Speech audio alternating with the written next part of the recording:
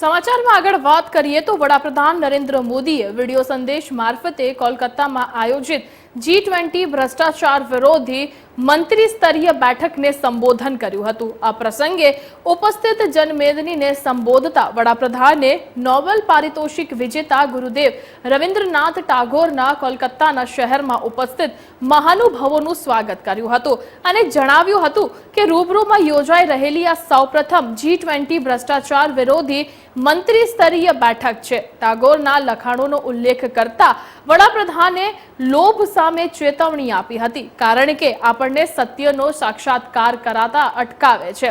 તેમણે પ્રાચીન ભારતીય ઉપનિષદોને પણ ઉલ્લેખ કર્યો હતો। માગૃત માટે પ્રયત્નશીલ છે કે જેનો અર્થ થાય છે લોભ ન થવા દો। વડાપ્રધાને ભારપૂર્વક જણાવ્યું હતું કે ભ્રષ્ટાચારની સૌથી વધુ અસર ગરીબો અને હાસ્યામાં ધકેલાઈ ગયેલા લોકોને થાય છે। તેમણે વધુમાં ઉમેર્યું હતું કે તે સંસાધનોના ઉપયોગને અસર કરે છે, બજારોને વિકૃત કરે છે, સેવા વિતરણને અસર કરે છે અને આખરે લોકોના જીવનની ગુણવત્તાને ઘટાડે છે। અર્થશાસ્ત્રમાં કૌટિલ્યનો ઉલ્લેખ કરીને પ્રધાનમંત્રીએ કહ્યું હતું કે રાજ્યના લોકોના મહત્તમ કલ્યાણ માટે સંસાધનો વધારવાની સરકારની ફરજ છે। તેમણે આ લક્ષ્યને પ્રાપ્ત કરવા માટે પણ કહ્યું હતું।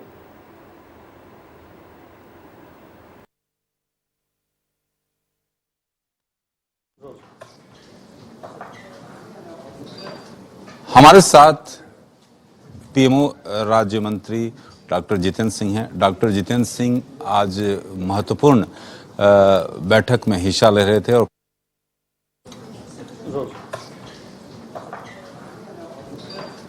हमारे साथ पीएमओ राज्य मंत्री डॉक्टर जितेंद्र सिंह हैं। डॉक्टर जितेंद्र सिंह आज महत्वपूर्ण बैठक में हिस्सा ले रहे थे और ख़ास तौर पर ये बैठक इसलिए महत्वपूर्ण है ख़ास तौर पर भारत के लिए क्योंकि इस बैठक में जहां जीरो टॉलरेंस जो है करप्शन के प्रति, साथ ही साथ फिगरेटिव इकोनॉमिक ऑफेंडर के खिलाफ जोरदार अभियान किस तरह से छेड़ा जाए, किस तरह से इस पर कार्य किया जाए, इसको लेकर G20 की जो बैठक अब से कुछ देर पहले खत्म हुई है और हमारे साथ डॉक्टर साहब हैं। डॉक्टर साहब, क्या एजेंडा रहा इस बैठक में?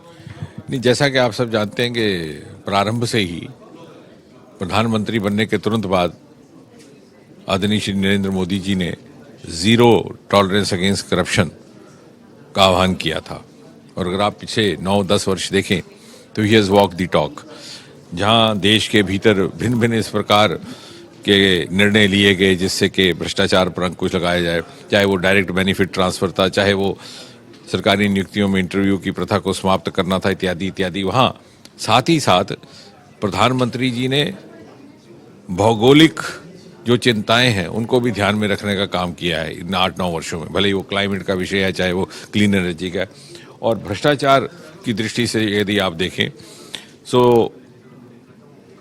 जो उनकी पहली बैठक थी G20 की जो उन्होंने संबोधित की थी, वहाँ उन्होंने ये विषय रखा था कि फ्यूजिटिव इकोनॉमिक ऑफेंडर्स अर्थात वो लोग जो अपराध करते हैं, चोरी चकारी करते हैं और किसी दूसरे देश में जाकर के पनाह ले लेते हैं जहाँ पर के कानून भिन्न है, उन्हें लगता है कि वो बच जाएंगे, उसकी चिंता।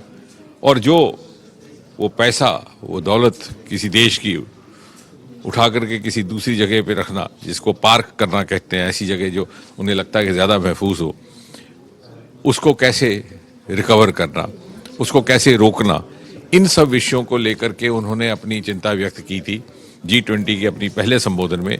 और उसके उपरांत जैसे कि प्रधानमंत्री जी की शैली है कि वो जो भी अभियान, जो भी कार्य शुरू करते हैं उसे मंजिल मखसूस तक पहुंचाते हैं।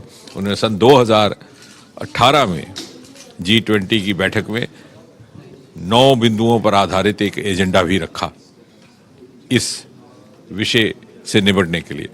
और मुझे संतोष है इस बात का कि G20 के तमाम देशों ने तथा अन्य सदस्यों ने इस पर गंभीरता से पालन किया, मंथन किया और इसे आगे बढ़ाने का कार्य किया है। और आज की इस बैठक में उसी को हम अगले पड़ाव तक लेने का काम करने का प्रयास कर रहे हैं। इन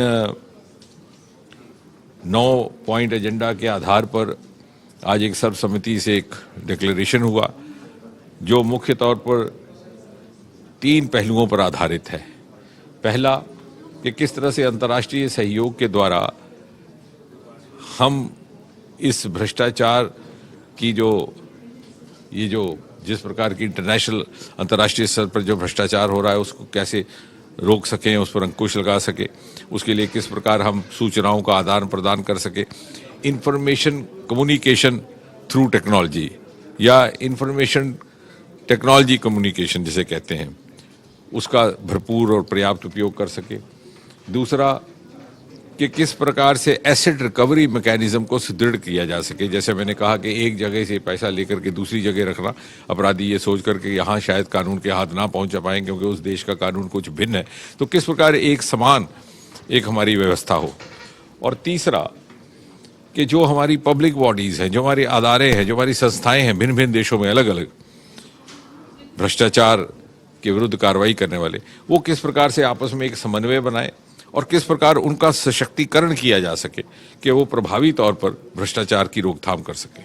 जीरो टॉलरेंस कही कि प्रधानमंत्री भी करप्शन के प्रति जीरो टॉलरेंस की बात करते हैं, इसको लेकर क्या सहमति बन पाई इसमें G20? नीचे ही और बड़ी संतोषजनक बात है कि भिन्न भिन्न देशों के प्रतिनिधि भले ही कुछ और विषयों को लेकर के अपने अपने विचार हों, लेकिन इस विषय को लेकर सभी एक समान सहमत थे कि जो भारत की ओर से मोदी जी के नेतृत्व में ये जो विषय लिया गया है, ये निश्चय ही इसका सामना ज़्यादा या कम मात्रा में दूसरे देशों को भी करना पड़ रहा है, और जो नहीं अभी इससे दो चार हुए उन्हें लग रहा है कि हो सकता है कल भी वो इसका शिकार हो, इसलिए इसके खिलाफ एक संयुक्त कार्रवाई करने के लिए वो सब सहमत थे।